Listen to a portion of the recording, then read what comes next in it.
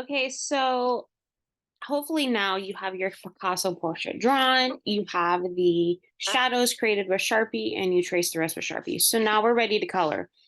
And once again, we're going to watch Mrs. Bauer's demo how to color. We're going to be using marker for this. Please do not use the colored Sharpies. Those are only for projects. We're just going to use normal markers. I would really pay attention to what markers you use because if you start with a color that's not working very well, it's probably not going to last you the whole time you need it. We're really thinking today about how we're coloring nicely and neatly and making our artwork look as good as we possibly can. A lot of times people color, especially with markers, just to rush through and get it done as fast as they can without taking their time. So here we go.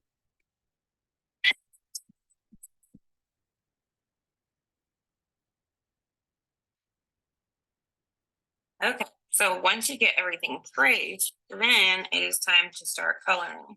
And we are going to color with markers. So before we get started, there's just a couple of things I kind of want to go over with you. I'll just start with a blue. Now, sometimes you'll notice that when you're coloring, you might kind of go along like this, and then you'll fill in another section, and you'll fill in another section, and you might kind of go like this. But what you'll kind of notice if you do that is you end up with these really dark spots along here. So instead of kind of coloring like that, there's a couple of things you can do. If you're one of those people that likes to color with lines, you can kind of go like that. Or if you're not one of those people, that's totally fine too. You can, if you have like a large area that you want to color in, you can kind of go like this. Start going down and then up and then down like this. You still get little tiny dark spots, but they're not as noticeable as if you were to color like this. So those are some things that I want you to kind of keep in mind as you are coloring.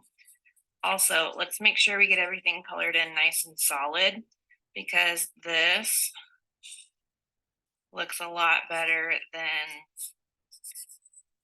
this. Am I right? I sure think so.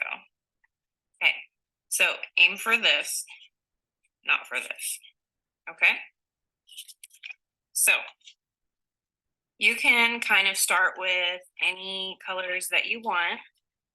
You can stick to kind of like skin colors for your major pieces if you want. But then you can also bring in some really bright colors into some other things too. There's really no right or wrong way to do this, as long as you kind of color everything in solid to begin with. Okay?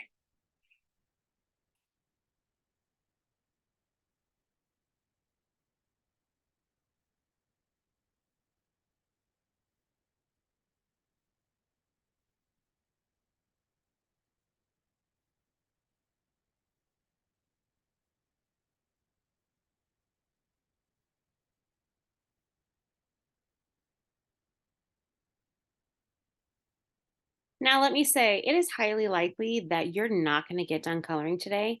And I believe she is going to color the background. Yes, you do have to color the background. It's highly likely you're not going to get done today. Tomorrow, we have another activity planned for parent teacher conferences. And then Thursday is planned as a catch up day. So if you happen to get done today, which you could, it's not impossible, you need to be working on your value sketchbook, which has to be turned in by Thursday, or your shape sketchbook. But like I said, I'd really like you to slow down, take your time, and you will have Thursday as a catch up day.